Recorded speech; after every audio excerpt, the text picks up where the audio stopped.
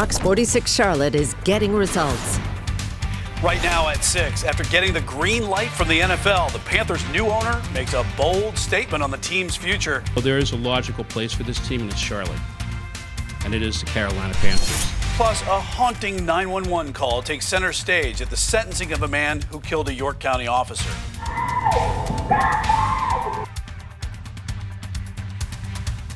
We are following two top stories tonight. Fox 46 is in Atlanta, where NFL owners have agreed to allow David Tepper to buy the Carolina Panthers. But first, the man charged with shooting and killing a York County sheriff's deputy will spend the rest of his life in prison.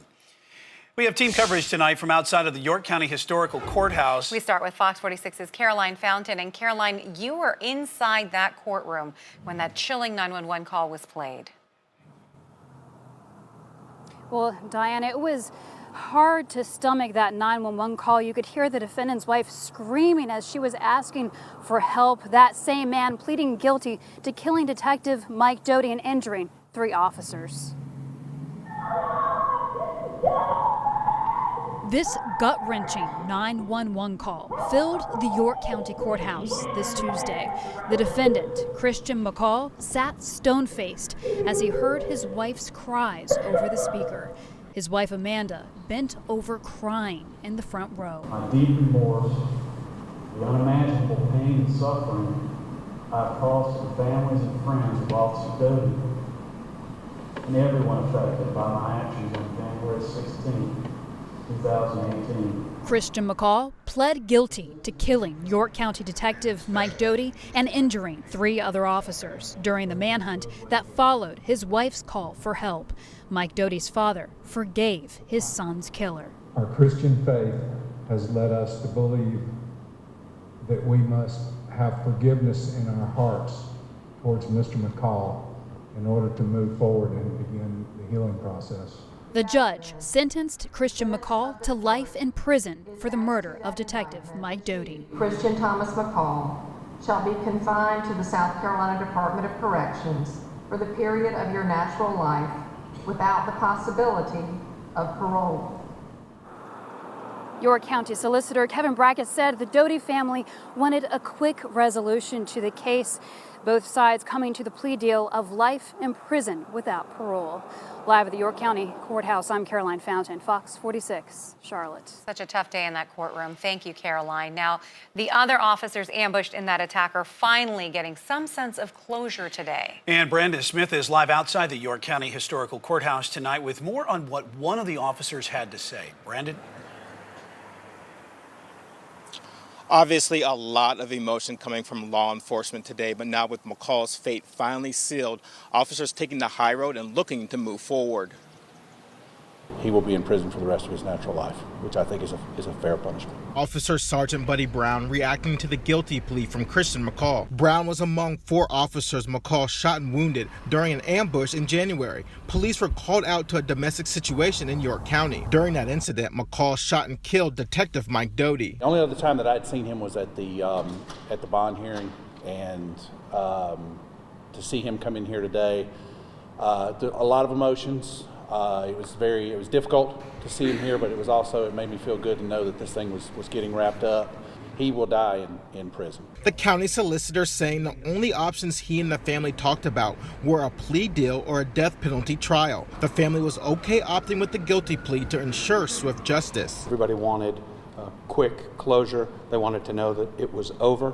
They wanted to know that there would be no lengthy appeals. So we were able to secure all of those objectives and get this case resolved in a very, very short period of time and get Mr. McCall down to the Department of Corrections where he'll spend the rest of his life. And everybody felt like that was the best way forward. With McCall going to prison for the rest of his life, Sheriff Kevin Tolson taking the time to express how proud he is of his officers, all the while remaining professional, allowing the legal system to play out. Throughout this entire process, they have displayed themselves with the utmost dignity. They have behaved professionally. There are a lot of ways this could have been handled. There are a lot of things that could have been said. There are a lot of gestures that could have been made, but they chose the high road, which is the road we need to take. Now, that guilty plea includes life without parole, and he waives any rights to any appeal. Live in York, Brandon Smith, Fox 46 Charlotte. Thank you, Brandon. And we have much more on this story online, including more from inside the courtroom. Just visit our website, fox46charlotte.com. A deal months in the making, finally getting the official okay. Well, NFL owners approving David Tepper's purchase of the Carolina Panthers today. We have team coverage tonight. Our Amber Roberts is live outside of Bank of America Stadium talking with the Carolina faithful about the deal. But first, sports director Chuck Howard is live in Atlanta. And Chuck, we are hearing from Tepper for the first time since officially becoming the team's new owner. That's right, Brian and Diana. Good evening, everybody. We're coming to you live from the Whitley Hotel, where a historic day for Carolina Panther fans took place today. A little rainy here in Buckhead, but nothing could rain on David Tepper's parade as he now marches in to one of the most exclusive clubs in the world. David Tepper met with the Finance Committee this morning, got a unanimous approval from the Finance Committee. We presented him to the membership, and he got a unanimous approval from the ownership. So we'd like to congratulate David and welcome to the NFL. We're thrilled to have you, David. So, Thank you, Roger. you bet. And with that statement by NFL Commissioner Roger Goodell, the David Tepper era as the Carolina Panthers owner begins. Listen, I'm thrilled about this. It's more than fantastic, I guess. After a 5-month-plus process and topping other bidders, there was no hedging for this hedge fund billionaire who is now an NFL owner. The first thing I care about is winning. The second thing I care about is winning. And the third thing I care about is you guys are smart. And that statement, I'm sure, was music to the ears of many Panther fans. He wants to win and also plans on winning in the Carolinas. You know, there is a logical place for this team, and it's Charlotte. And it is the Carolina Panthers. And that means this team has to have some sort of presence in the Carolinas. And last time I saw, how many are there? That's right, there's 2 of them. Tepper was also asked about the ongoing investigation into Jerry Richardson's alleged workplace misconduct. I'm a person that believes in, quality for, everybody, including men and women. And I think versus me talking about what happened, anything good, bad, or indifferent in the past, the future will be that. And showing he is fairly self-deprecating, had this to say in regard to making any changes either in the front office or elsewhere within the Panthers organization. I have a great appreciation for how stupid I am, and sometimes it's better to do nothing than to do something. David Tepper is not a stupid man, that's obvious. He just made quite an investment into the Carolina Panthers, $2.28 billion. He's now the new owner of the NFL franchise in the Carolinas. Coming up in sports, we're going to hear from some actual Panthers. Ron Rivera and Greg Olson comment on today's big day. That's coming up in sports. Reporting live at the Whitley Hotel in Atlanta, I'm Chuck Howard. Brian and Diana? All right, Chuck. Yeah, he is fresh and open and very direct. And a new era begins for the Panthers fans. So after hearing him speak for the first time, what do Panthers fans think of their new top cat? Amber Roberts asked just that. She is live outside of Bank of America Stadium with more. Amber? Diana and Brian, fans are excited. Today was the first time they heard from this new owner since this deal was complete. Now, David Tepper implied in a press conference earlier today that the Carolina Panthers will stay in the Carolinas, but there are still several unanswered questions about his leadership. What will he do for the team, and what does this mean for ticket prices? So I'm glad that they are staying and that we can continue going to their games, look forward to going to their games. I hope he brings us a Super Bowl, that'd be great. I would say the Carolina Panthers need to stick with their ticket plans and their prices for right now. Building on the success that we've had in the last couple years, I think it's important to still keep the fan base and to keep it at a good price. And another unanswered question, what will happen to this statue over my shoulder, Jerry Richardson statue that sits outside of Bank of America Stadium? Diana and Brian, as you can imagine, there are still several unanswered questions, and Fox 46 Charlotte will stay on top of this developing story. Live outside of Bank of America Stadium, I'm Amber Roberts, Fox 46 Charlotte. An exciting day indeed. Thank you, Amber. And hey, you would have been the first to know when Tepper spoke for the first time if you had the Fox 46 News app. You can download it from the Apple app or Google Play stores for free. State lawmakers want to put posters with "In God We Trust" inside every public school in North Carolina. According to House Bill 965, the poster would be placed in a prominent location. So we asked you, do you think "In God We Trust" posters should be put up in schools?